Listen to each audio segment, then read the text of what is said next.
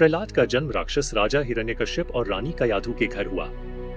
उनके जन्म के समय नारद मुनि ने रानी को भगवान विष्णु का नाम जपने की सलाह दी थी, जिससे प्रहलाद के मन में भगवान के प्रति भक्ति का बीज बोया गया। प्रहलाद ने बचपन से ही भगवान विष्णु की भक्ति की। वह अपने सहपाठियों को भी विष्णु की महिमा सुनाता था, जिससे उसके पिता हिरण्यकश्यप को गहरा क्रोध आता था। हिरण्यकश्यप ने प्रहलाद को समझाने की कोशिश की कि वह उसे भगवान मानता है और किसी अन्य देवता की पूजा नहीं होनी चाहिए, लेकिन प्रहलाद ने अपने पिता की बातों को ठुकरा दिया। हिरण्यकश्यप ने प्रहलाद को कई बार यातनाएं दी, जैसे उसे पहाड़ से गिराना, विषैले सांपों के बीच डालना और जहर देना, लेकिन हर बार भगवान विष्णु ने प्रहलाद की रक्षा की। एक दिन हिरण्यकश्यप ने प्रहलाद से पूछा कि उसका भगवान कहाँ है। प्रहलाद ने कहा कि वह स्तंभ में भी है। हिरण्यकश्यप ने गुस्से में आकर स्तंभ को तोड़ा और भगवान विष्णु नरसिंह के रूप में प्रकट हुए। भगवान नरसिंह ने हिरण्यकश्यप को मार डाला। यह घटना प्रहलाद के लिए एक नई शुरुआत थी, जहां उसने अपने पिता के अत्याचारों से मुक्ति पाई।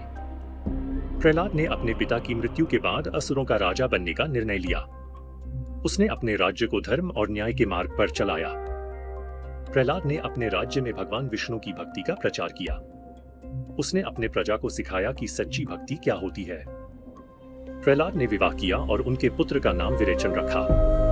उन्होंने अपने पुत्र को भी भक्ति का पाठ पढ़ाया। प्रहलाद ने अपने पुत्र विरेचन को राजगद्दी सौंप दी।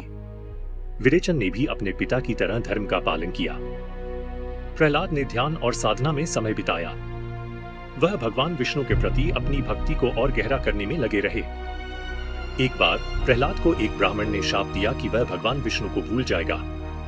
यह शाप प्रहलाद के लिए एक परीक्षा बन गया। प्रहलाद ने शाप के प्रभाव को महसूस किया और भगवान विष्णु की शरण में गए। उन्होंने पुनः भक्ति की ओर लौटने का संकल्प लिया।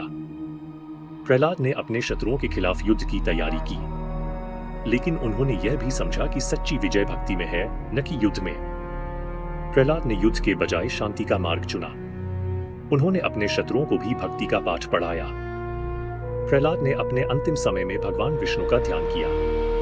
उन्होंने अपने जीवन को भक्ति में समर्पित किया।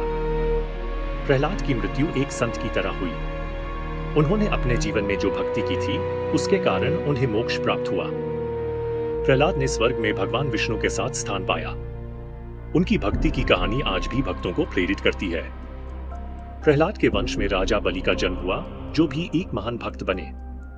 बलि ने भी भगवान विष्णु की भक्ति की। प्रहलाद की कहानी आज भी भक्ति और धर्म का प्रतीक है।